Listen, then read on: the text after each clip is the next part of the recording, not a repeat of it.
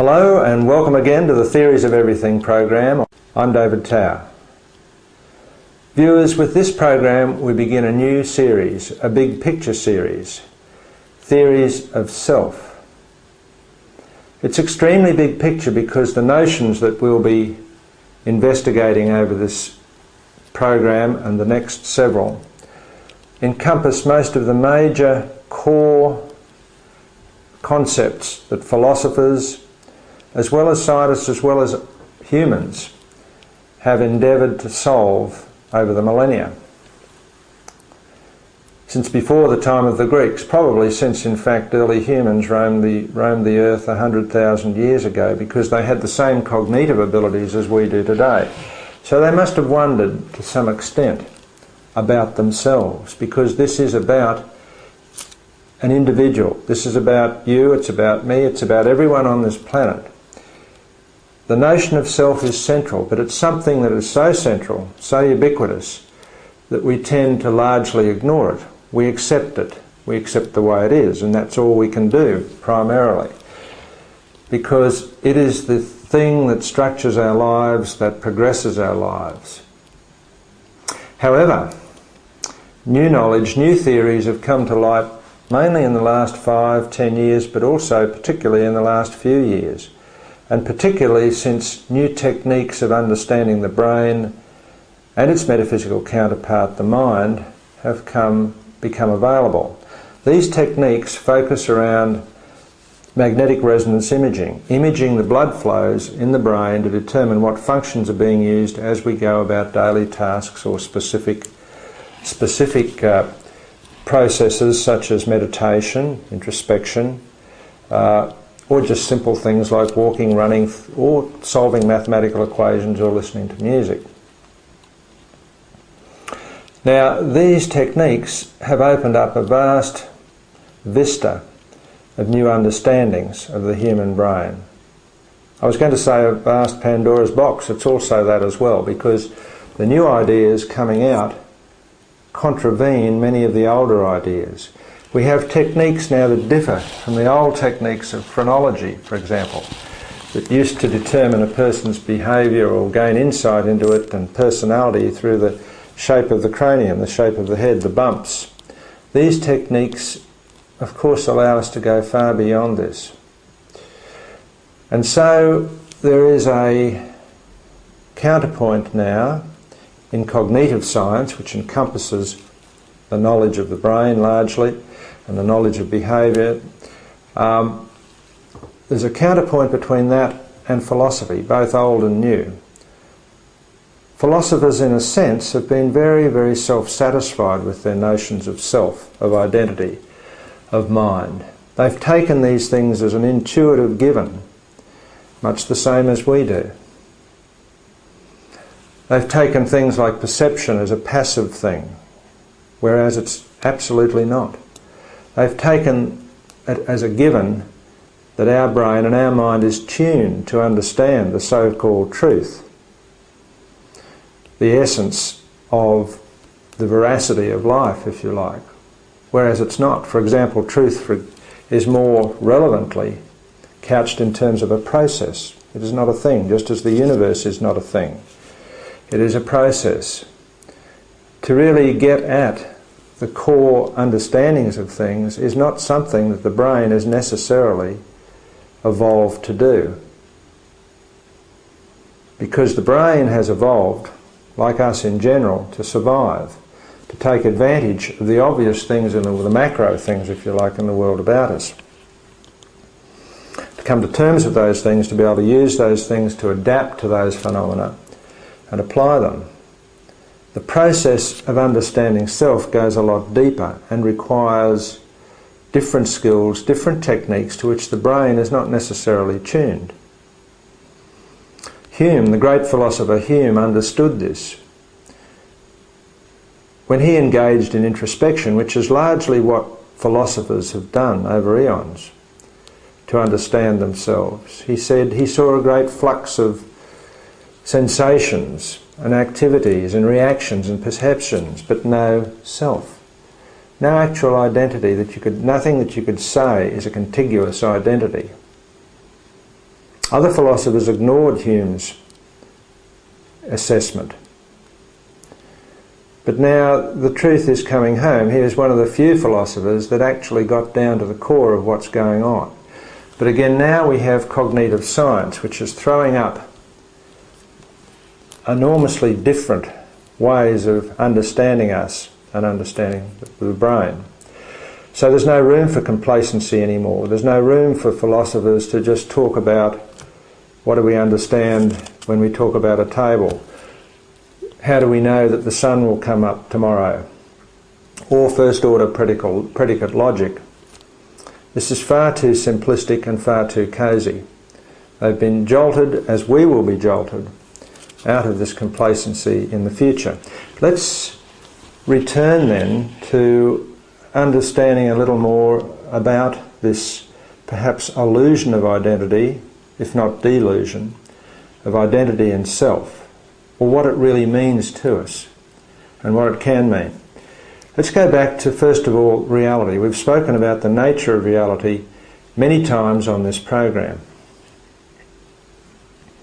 Reality comes to us largely, well, through our senses, particularly through our vision, through our retinas, which produce two largely monochrome, upside-down images of what confronts us out there. And from that, and from being able to move, quick motions, to scan, constantly inputting the information that comes through to the visual cortex, these windows on the world enable us to create a reality. We create that reality because no matter what objects are out there in front of us, no matter about that camera or this pen or the television set that you might be watching, that's only a reality for us. Other species will see that as a completely different reality. Which reality is the real reality is the relevant issue. All of them are equal in terms because they are observed and understood by different species and different individuals within those species. There are certain things we can say about those objects, but they don't. But each reality is created in the mind, in the brain. People with individuals who are colourblind perceive the colours of the world differently. There's no right or wrong about that. That's just a different perception. So, this is the first issue.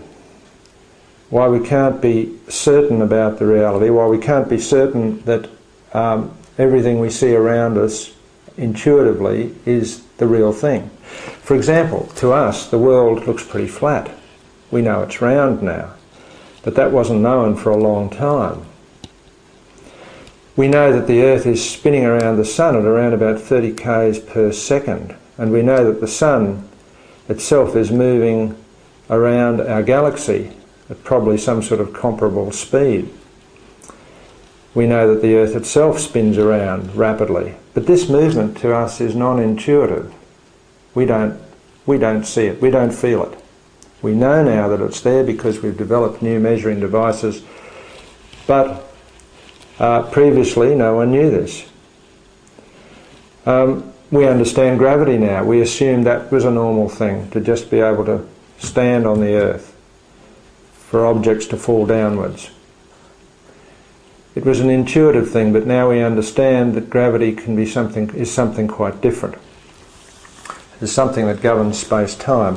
We understand more recently things at the quantum level, at the tiny level. We understand that an object, a micro-object, and even a macro-object can be both in particle form or described by a wave form. It can be both.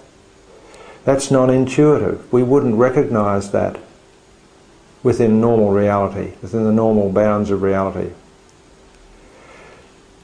And all sorts of other phenomena we can go on and on about differ radically from our intuitive understandings. That's the first thing.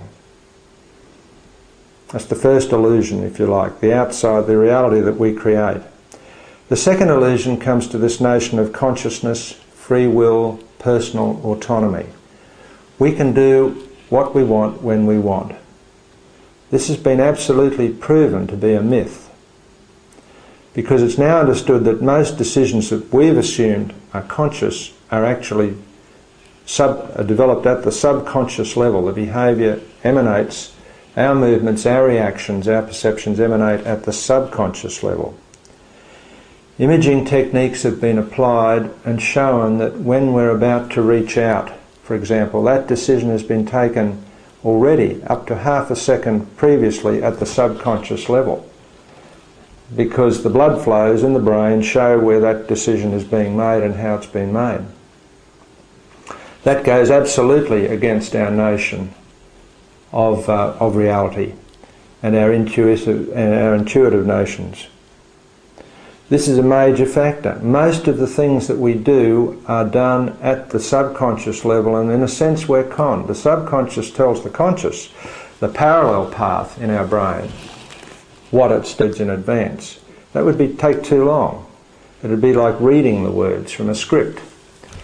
Those words are coming out from the concepts that I've developed of the subject matter, as are the hand motions as well. They're just coming out as I speak without any conscious direction, in a sense. There is some feedback. I'm keeping track of what I'm saying so that the flow continues, but 99% of it is being done at the subconscious level. That's not to say that I haven't planned what I'll say, but all the individual actions and activities that make up this program and make up your life are made at the subconscious level. For example, the people, again, in this picture here, who have gone for coffee, who are walking, promenading on the street in the village, their actions are largely determined at a subconscious level, and yet they would absolutely insist that everything they're doing is at the conscious level. But when they raise that coffee cup to their mouths, when they walk along, when they look, when they gesture, they may have practiced those movements to a certain extent, but they're certainly not reflexes. Reflexes are much more basic, concern reactions to pain, need for food, water, etc. These are products perhaps of learning, such as riding a bike or hitting a tennis ball. But whatever level they've reached, they're done largely, or they're generated from the subconscious level. Now you might say, well, that's okay for everyday things, for ordinary things. We have no time. Of course, the tennis player has no time to think creative things. Mathematics, for example, surely that's done at the conscious level. Well, to some extent, proving a theorem may be a conscious progression through the steps to prove a theorem. However, don't forget that largely creative things, for example, whether it's music, creating new mathematics, is done largely at that subconscious level, even though the effort may be seen to be conscious. For example, take the greatest mathematician, arguably the greatest mathematician of all time, an Indian clerk, Ramanujan, who had very little formal training but generated 4,000 complex equations during his short life. None of which were proven step by step, but which, when analysed by advanced mathematical knowledge, always proved to be correct in their final conclusions. When asked how he derived this information, this knowledge, these equations, he said simply, "I dreamt them." They came from his subconscious, like much great writing, much great painting does. That doesn't mean that there's not feedback involved, conscious attempts to improve the process, but largely the thoughts, the ideas, even in architecture, for example. The new architectural monuments are often conceived by the architect looking at different shapes and planning, but a lot of that knowledge, information, creativity is coming from at the subconscious level. But again, the illusion is created that the self is in control. This contiguous thing is absolutely in control of everything we do. So viewers, if there is no ghost in the machine, what is this thing called self, and why do we need it? Well, we need to go back and look at the antecedents, the evolutionary antecedents, as with everything, the drivers for the development of this notion which we all have, this notion of identity and self. This illusion perhaps of how the self works, but nevertheless it's there. It binds us together. It progresses our lives. So how did it come about? Well, it had to come about for a start because all species work as groups normally. They work together, whether it's a swarm of bees or whether it's a pride of lions or whether it's a social human group. If they work together, if they have to plan together, make hunting strategies together, develop social norms together, there needs to be a concept of individual identity so that they know where in space and time each one is so that they can coordinate their movements.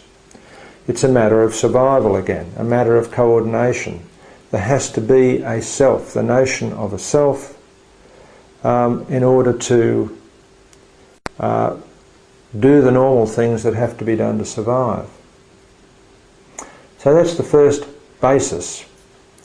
They don't, on the other hand, all groups don't need a consciousness. For example, ants are a good example. Experiments were done with ants. There are groups within each ant's nest, there are functions to be performed, and there are groups of ants performing them. There are groups performing the nursing function. For example, very good nurses, when they were taken out of the hive, basically, they did other things as well. They became less good at nursing in their own subgroup and better at foraging. Ants that were not very good nurses previously moved up the chain, became better at nursing and took the place of those that left. But when they brought those back again, the ones that had been taken away, again there appeared to be a memory, an awareness of what had happened, because those ants again took over the role, the nursing role, for which they were better suited. The ones that had taken over the nursing role previously went back to foraging or defending or whatever. So that ant hive, that swarm of ants, if you like, had a memory, were able to adapt to different conditions, the conditions of being split up, for example. It's difficult to say, though, whether they had a stream of consciousness, a conscious integrity, if you like, binding them together. That's a very complex issue to solve, and it hasn't been solved to date. But certainly with humans, a consciousness developed, a self-consciousness, an ability to be able to reflect on the processes going on. This is the vital difference. This is the core of perhaps of identity and self. But to be able to reflect, of course, on what has happened, to be able to improve planning mechanisms, survival mechanisms, the individual, the identity must have a memory. And the quality of that memory is crucial. It's history. It must keep a history. The individual creates the self, the identity, through a combination of memory and self-consciousness. It's a given that during evolution certain groups of cells became specialised.